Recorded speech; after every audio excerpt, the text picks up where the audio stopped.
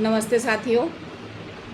अभी शाम को एक पोस्ट बनाई थी हमने, जो पोस्ट करी थी उसी कड़ी में एक बहुत महत्वपूर्ण बात मैं शेयर नहीं कर पाई थी आपसे, वो भी मैं बताना चाह रही हूँ और इसकी वजह से मुझे दोबारा पोस्ट बनाने का मन किया है कि जहाँ तक विद्यालयों की सुविधाओं की बात है, गवर्नमेंट ने कायाकल्प का एक प्रोग्राम चलाया था और उस कायाकल्प के अंतर्गत हमारे विद्यालयों में 19 पैरामीटर्स पूरे किए गए थे, जिनमें बाउंड्री वॉल, पानी की व्यवस्था, टॉयलेट की व्यवस्था, विद्यालय का टाइलीकरण और साफ़ सफाई, हर चीज़ की इस तरह से 19 पैरामीटर्स हैं। मैं क्रमबद्ध पूरे बताऊंगी तो टाइम लग जाएगा, यहीं से आप अंदाज़ा लगा लीजिए।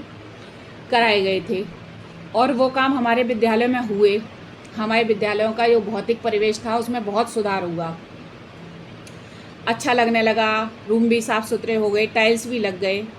लेकिन वो उन चीज़ों का नुकसान किया गया हमारे आपके गाँव वासियों द्वारा। उनके द्वारा बाउंड्री वॉल भी तोड़ी गई, विद्यालय बंद होने के बाद नल की टोंटियाँ भी तोड़ी गई, विद्यालय में टाइल भी तोड़ दिए गए।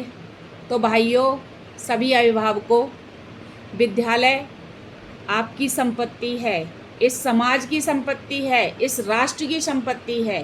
किसी टीचर की अकेले की कोई संपत्ति नहीं है। उसकी सुरक्षा की जिम्मेदारी आप लोगों की है। हम टीचर्स के जाने के बाद उसकी रखवाली की जिम्मेदारी आप लोगों की है।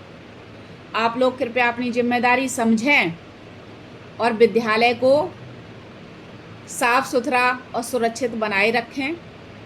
सरकार प्रयास करती है, हम सरकारी कर्मचारी प्रयास करते हैं कि विद्यालय अच्छे रहें, अच्छे से चलें, उनमें सारी सुविधाएं हों, बच्चों को भी किसी तरह की दिक्कत ना हो।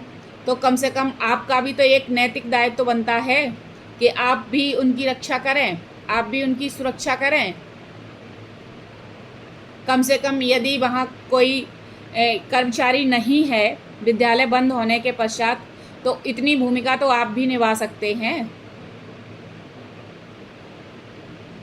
बस यही एक ज़रूरी बात थी जो उस वक्त में कहने से रह गई थी, मेरे दिमाग से कहीं स्किप हो गई थी। तो मुझे लगा कि मुझे मेरी ये बात भी आपसे शेयर करनी चाहिए। जी धन्यवाद।